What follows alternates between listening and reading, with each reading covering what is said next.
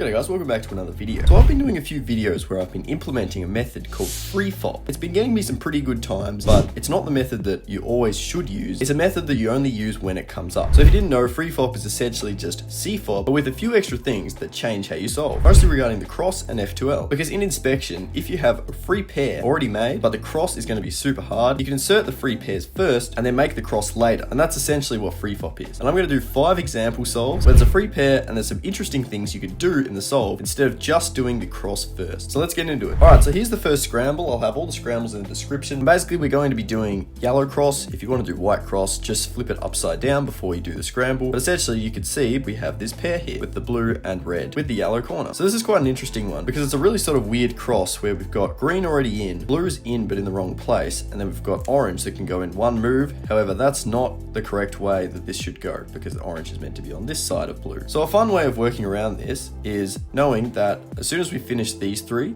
then we can instantly put this one straight in. So we've already inspected this pair. So I'll put this blue cross piece to the back by lifting this one up, rotating around, and then I would put this one in next to it. So it would go blue, orange, and then green would be up here. So if we do something like this, D2, and then L2, then these will be in the correct positioning relative to each other. And then green's here, so we can do a D to fix those two, and then put green down. And then that didn't disturb this pair. I'm going to put this one in just like this. And then I saw the red one was over here, so we could just keep going around, insert that, and put that back in. So what I did just then is saw that the red edge was here, and so I could do R2, put this in, and then R2 back, and then that solves everything. And so now we could just do regular CFOP, because that's the beauty of FREEFOP, is that it's nothing really different. It's just a slight modification of what you would do in a regular solve. All right, on to the next one. Okay, so this scramble here's a really interesting one. We've got 2 free pairs. We're still doing yellow again. Remember, if you want to do the scramble on white, you can just flip it over and do yellow on top. We've got these 2 free pairs, which we can put in one move relative to where this would go. However, we have this, which is kind of annoying, the red, which means that however we put these 2 in, the red's always going to be in the wrong spot. That's fine. We just need to remember to fix that later. So because of these 2 next to each other, we need to find the green cross piece, which is actually over here. Now what's interesting is it's opposite the blue cross piece, just like this. So if we insert both of these at the same time, then they can be relative to each other. So what I would actually do, because I know the pairs are back here and they're not going to get disturbed, sort of, I guess, some roux, but it's not really roux because we don't finish off like roux. But if I turn and then slice and then turn, that makes the crosses all here. And because I didn't disturb the 2 pairs at the back, which I actually made another pair, but we're not going to worry about that. You could do an M2, and then that put these in the correct spot, kept these 2 pairs, and then all we have to worry about is the last 2 edges on the cross, which is here and here. Now we remembered that this red one was here, so we can quickly insert this one here.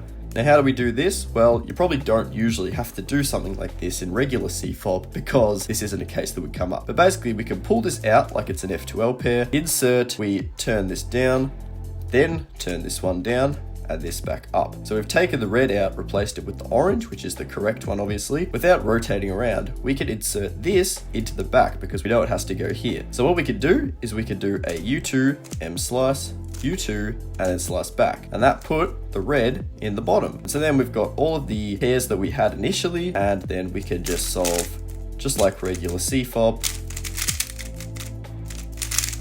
Just like that. By the way, I'm not going to go over my last layer because the last layer has nothing to do with FREEFOP. Okay, so we've got another interesting case where we have a free pair. Cross is really good, but I'm not going to show that cross right now just because I want to focus on FREEFOP. So we're actually going to do white instead. This one we can do a bit of block building. We've got this pair here, which is next to the blue, and we need the orange. So just for now, we're not going to worry about the red or the green cross pieces. I'm going to put this blue in first and pair it straight up with this, just like that. It's usually good to be aware of where these end up because this will be up here somewhere, but it doesn't necessarily matter for this. So what I would do is I would go like this and then lift this straight up so I can get the orange in just like that, which is an interesting sort of block building technique, which is, I guess, used in FMC. But essentially then we've got these 2 with the pair already made, and then I'm actually going to do something even crazier, which I see this pair. So I'm going to insert the red in the back like this, 1, 2, 3, because that just put it in just like that. So the red's in, and then before I do the green, I'm going to do this pair, which is like this, and then rotate like that. And I guess if I was smart, I could have just kept going like this, but that puts that one in, and we've got 2 pairs already done. So now we can just finish off the last 2 pairs like so, something like this. We can finish our last layer. Okay, so we're doing yellow cross again, and as you can see, this is a very good scramble just for cross. We could put 3 cross pieces in like that, solve them, and then we could insert this one. However, going back to the start, we can still preserve this pair if we really want to. So how I would actually go about this is a completely different way. I'm going to insert this orange in first here because that has nothing to do with this pair, which is red and blue. Then I'm going to insert the green because when I do this move like this, so the U and D at the same time, that puts that one, sets this one up to here, and then it puts this pair nicely where we need to go. So this will go over here. I'm going to insert this straight in, not even caring about the blue edge, which sounds funny to a CFOP solver, but this can be quite helpful. So we're going to do this move, put that one in just like that. So we've got these 2 here, and then insert this. Now this will give a good sense of how we can insert the blue straight away. We'll go down, F2, back. Now this does give a sort of bad case for the red. It's just a matter of bringing it up, across, round, and then replace this. And that made the block. Now that probably wasn't the most efficient, but it was more of a demonstration to show how you can preserve pieces that have nothing to do with the main cross edges. All right, and finally, this is a pretty fun one that I found, which is also on yellow that has this pair, has 2 cross edges that are not in the correct spot, but they're correct adjacent to each other. And so if we insert this one, the orange and the blue next to their opposite colors like that, we can just do a D2 and that will solve them. However, we've got this pair that we saw in inspection, which we can do something fun. What we do is go up and then across. So the blue is here and the green, we're putting the green in now, is here. And so that means that that's correct, adjacent to each other. And then we can just finish that off. And then we've got our pair. So we can flip around here. But what we can actually do is even more fast. If we inspected this further, we could have put the red in like this, 2, 3. And that puts the red in just here. And so now the cross is all done. We can insert this one however we want, and that actually made another pair here, which was quite nice.